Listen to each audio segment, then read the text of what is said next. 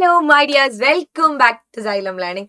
Xylem ലേണിംഗിന്റെ പുതിയൊരു ക്ലാസ്സിലേക്ക് എന്റെ കുഞ്ഞു മക്കൾക്ക് എല്ലാവർക്കും സ്വാഗതം.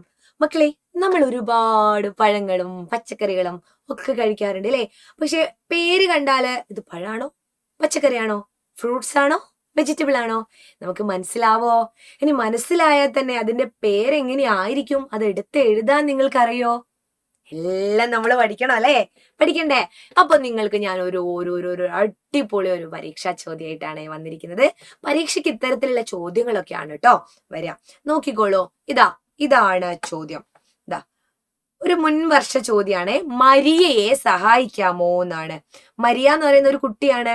അപ്പൊ ഇവിടെ കുറേ വെജിറ്റബിളും ഫ്രൂട്ട്സും ഒക്കെ തന്നിട്ടുണ്ട്. പൈനാപ്പിൾ ഫ്രൂട്ട് ആണോ, വെജിറ്റബിൾ ആണോ? വെജിറ്റബിൾ ആണോ, ഫ്രൂട്ട്സ് ആണോ? വെജിറ്റബിൾ ആണ്, പച്ചക്കറിയാണല്ലേ. വെണ്ട. ഞാൻ പറഞ്ഞത് നിങ്ങൾ എന്താ മാറ്റി പറയാത്തെ? പൈനാപ്പിൾ എന്താണ്? പൈനാപ്പിൾ. കൈതച്ചക്ക, പൈനാപ്പിൾ ഫ്രൂട്ട്സ് അല്ലേ? അല്ലേ, നമ്മൾ ഫ്രൂട്ട്സ് ആയിട്ടല്ലേ കഴിക്കാറ്. ഇനി വെണ്ടയോ? വെണ്ട ഞാൻ ഇങ്ങനെ പറയുമ്പോ വെണ്ട ഫ്രൂട്ട്സ് ആണ്. ശരിയാണോ തെറ്റാണോ? അല്ല, തെറ്റാ ഞാൻ പറഞ്ഞല്ലേ. വെണ്ട പച്ചക്കറിയാണ്, വെജിറ്റബിൾ ആണ്. അപ്പൊ വെജിറ്റബിൾ എന്ന് പറയുമ്പോൾ എല്ലാവർക്കും ഓർമ്മ വരും. മത്തനോ? മത്തൻ പഴമാണ്. ആണോ? അല്ല. അപ്പൊ ഒന്നും കൂടെ, പൈനാപ്പിൾ എന്താണ്? ഫ്രൂട്ട് ആണ്.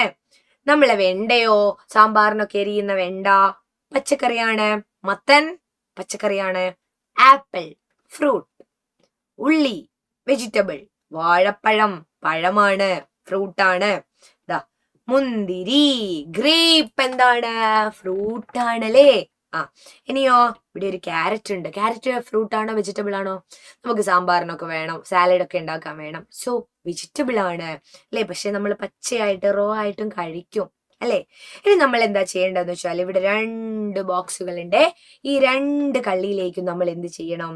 ഇതിലുള്ള സാധനങ്ങളെ തരംതിരിച്ചെഴുതണം.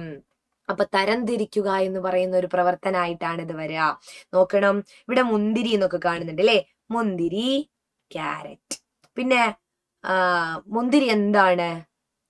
മുന്തിരി ഞാൻ ഇത്രയും നേരം പറഞ്ഞു. അപ്പൊ മുന്തിരി പഴത്തിൽ പെട്ടതാണ് അല്ലേ. പഴങ്ങൾ. അപ്പൊ അവിടെ അതിന്റെ ഹെഡിങ് കൊടുക്കേണ്ടത് പഴങ്ങൾ അല്ലേ. ഇവിടെയോ പച്ചക്കറികൾ. പച്ചക്കറികൾ, പഴങ്ങളും പച്ചക്കറികളും അല്ലേ. ഇനി നമ്മൾ ഓരോന്നും ഇവിടെ എഴുതണം. പേരൊക്കെ ഇവിടെ തന്നിട്ടുണ്ട്. അപ്പൊ നമ്മള് അക്ഷരം തെറ്റിപ്പോവൊന്നുമില്ല, മിസ്റ്റേക്ക് ഒന്നും വരില്ല അല്ലെ. സ്പെല്ലിംഗ് മിസ്റ്റേക്ക് ഒന്നും വരില്ല. നമുക്ക് നോക്കാം. ഇങ്ങനെ ഇങ്ങനെ ഇത് നല്ല ക്ലാരിറ്റിയോട് കൂടി ടീച്ചർ ഇവിടെ തന്നിട്ടുണ്ട്. പച്ചക്കറി അല്ല, എന്താണ്? പഴം. പച്ചക്കറി, പച്ചക്കറി, പഴം അല്ലെ. ഉള്ളി എന്താണ്? പച്ചക്കറി. അങ്ങനെയാണ് നമ്മൾ എഴുതാ. ഇത് നോക്കിയേ, പഴം, മുന്തിരി, ആപ്പിൾ, വാഴപ്പഴം, കൈതച്ചക്ക. പിന്നെ ഇതിന്റെ ഹെഡിങ് എന്താണ്? എന്താണ്? പച്ചക്കറി എന്നാണ് അല്ലെ. അപ്പൊ നമ്മൾ എന്ത് കൊടുക്കുക? ഇവിടെ നമുക്ക് ഇങ്ങനെ കൊടുക്കാം.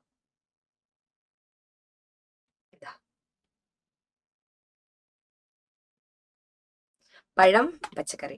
മുന്തിരി, ആപ്പിൾ, വാഴപ്പഴം, കൈതച്ചക്ക, ക്യാരറ്റ്, മത്തൻ, ഉള്ളി, വെണ്ട.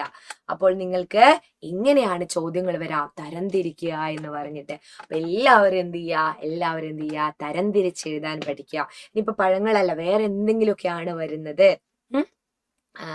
അപ്പൊ അങ്ങനെയാണെങ്കിലും നിങ്ങൾക്ക് കണ്ടാൽ മനസ്സിലാവില്ലേ. ഇവിടെ പേരൊക്കെ തന്നാൽ, ഇതുപോലെ പേരൊക്കെ തന്നാൽ എന്താണ്, എളുപ്പത്തിൽ നമുക്ക് എഴുതാൻ പറ്റൂലേ. ഇനിയിപ്പൊ ആപ്പിൾ എന്ന പേര് അവിടെ തന്നില്ലെങ്കിൽ എഴുതാൻ പറ്റില്ലേ. ആപ്പിൾ ഫ്രൂട്ടാന്നറിയില്ലേ. അപ്പൊ പഴത്തിന്റെ നേരെയാണ് നമ്മൾ ആപ്പിളിനെ എഴുതുക. വാഴപ്പഴം ഓൾറെഡി പഴമാണ്, വാഴപ്പഴം അല്ലെ. കൈതച്ചക്ക ഫ്രൂട്ട്, പഴമായിട്ടാണ് നമ്മൾ കണക്കാക്കുന്നത് മക്കളെ. അപ്പൊ ഇങ്ങനെയൊക്കെ വന്നാലും എന്റെ മക്കൾ എഴുതൂലേ. അപ്പൊ ശ്രുതി ടീച്ചർ വീണ്ടും വരും ഇത്തരം ചോദ്യങ്ങളും ഉത്തരങ്ങളും ആയിട്ട്. മറ്റൊരു ക്ലാസ്സിൽ കാണാം. അതുവരേക്കും ബൈ.